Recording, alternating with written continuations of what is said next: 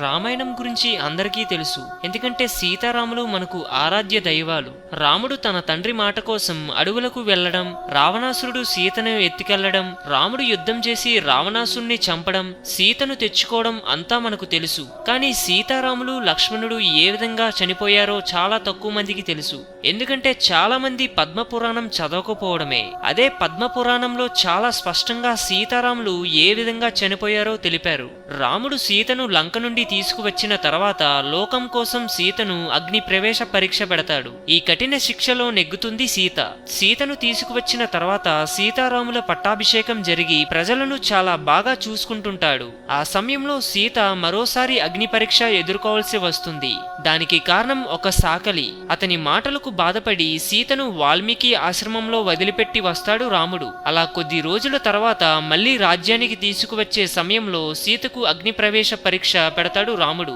ఆ అవమాన భారాన్ని తట్టుకోలేక సీత తన తల్లి భూదేవిని తనను ఈ భూమి మీద ఉండకుండా నీ ఒడిలోకి తీసుకెళ్లమని వేడుకుంటోంది. భూదేవి ఒక్కసారిగా భూమి చీల్చుకుని పైకి వచ్చి సీతను తన ఒడిలోకి తీసుకొని వెళ్తుంది. అలా సీత తన తనువు చాలిస్తుంది. ఉత్తరప్రదేశ్ రాష్ట్రంలో అలహాబాద్, వారణాసి ప్రాంతాలను కలుపుతూ ఉండే జింగీగంజ్ అనే రైల్వే స్టేషన్ వద్ద సీతామర్వి అనే ఓ ప్రాంతం ఉంది. ఇదే ప్రాంతంలో ఒకప్పుడు సీతాదేవి తన తల్లి భూదేవితో కలిసి వెళ్లిపోయిందని చెబుతారు. సీతాదేవి తనువు చాలించిన తర్వాత రాముడు అయోధ్య రాజ్యాన్ని పాలిస్తూ తన కుమారులైన లవకుశలకు యుద్ధ విద్యలు నేర్పుతుంటాడు. అలా ఒకరోజు యమధర్మరాజు ఒక ముని వేషంలో వచ్చి రాముణ్ణి కలిసి, రామ, మనం మాట్లాడే విషయాలు వేరెవరికీ తెలియకూడదు. ఒకవేళ అలా మధ్యలో ఎవరైనా ప్రవేశించినా విన్నా మరణదండన విధిస్తానంటే నీతో ముచ్చటిస్తాను అని అంటాడు. యమధర్మరాజు మాటకి సరే అని తన భవనంలో చివరిగా ఉండే గదిలోకి వెళ్తారు ఇద్దరు. ఆ గదికి లక్ష్మణుడు కాపలాగా ఉంటాడు.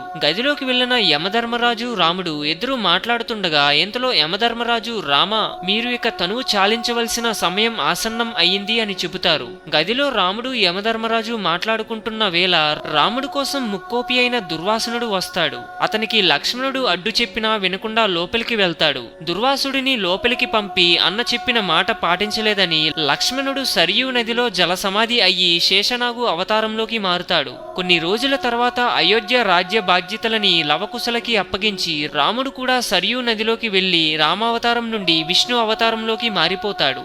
హిందూయిజం గురించి మరెన్నో గొప్ప గొప్ప విషయాలను తెలుసుకోవడం కోసం మా ఛానల్ని సబ్స్క్రైబ్ చేయండి. ఈ వీడియో మీకు నచ్చినట్లయితే లైక్ చేయండి, షేర్ చేయండి.